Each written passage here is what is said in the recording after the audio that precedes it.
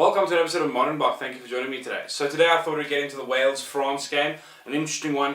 Probably I think the one that's going to be closest. There's a lot happening here. A lot of team changes for France's side. It's very, very interesting how this is all going to play out. But yes, let's get into it.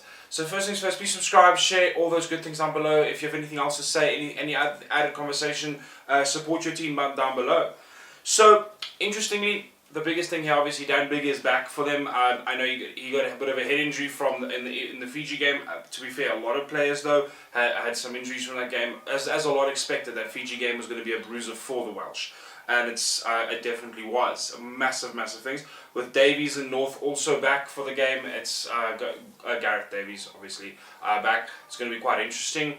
All these players are talismanic for the team, and some people I know have argued, I think, yes, I'm going to correct myself, I think Wales do have an outstanding attack. That's not what I'm saying. I think Wales have a very strong attack and continue to be very impressive in the attacking field.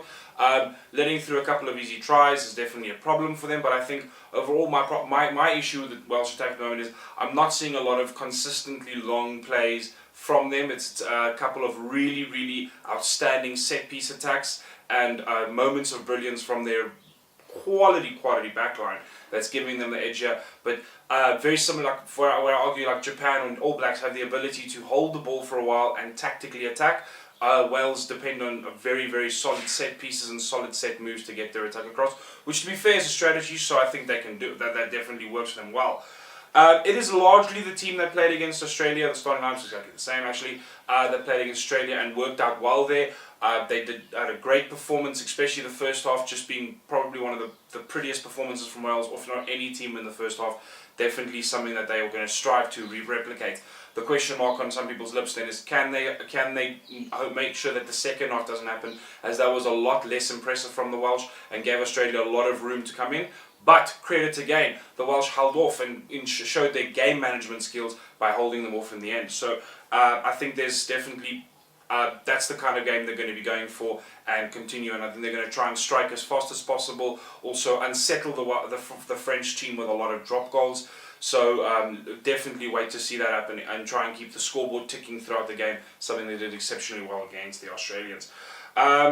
What's interesting, obviously, Alan Wynne-Jones playing his 141st test, impressive, going third up on the long international players list, really, really impressive, and that guy just continues to be a talisman for the Welsh team. I actually hope to see him play for the British and Irish Lions, even captain it maybe, and that would be great to see, as he is probably one of the best and most consistent players in world rugby right now.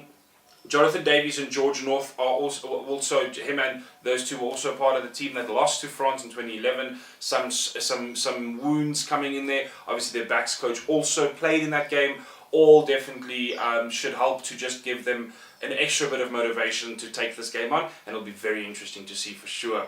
Other than that, the team, as I said, largely similar, no major changes, and I think a strong pack overall, something that every player that they need to win this is there, and that's good to see.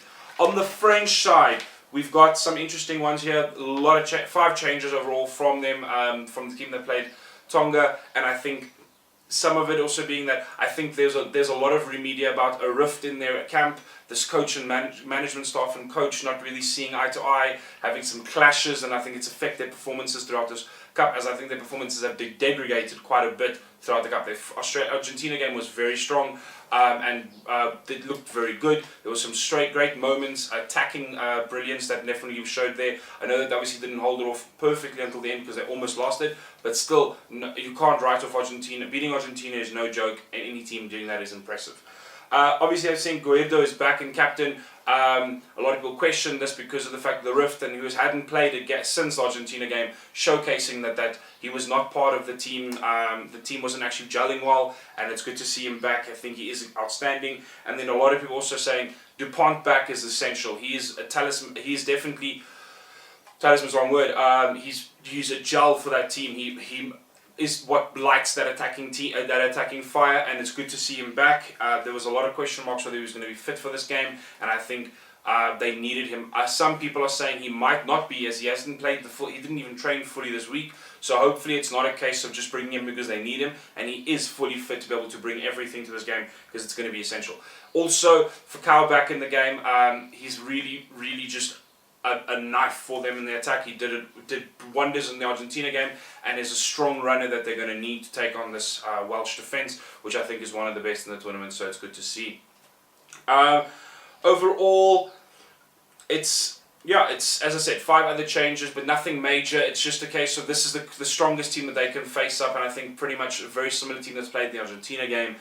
So it's going to be all about ensuring that players like Dupont, players like Wood actually can control, and then also that politics and the team's culture is there to take this game on.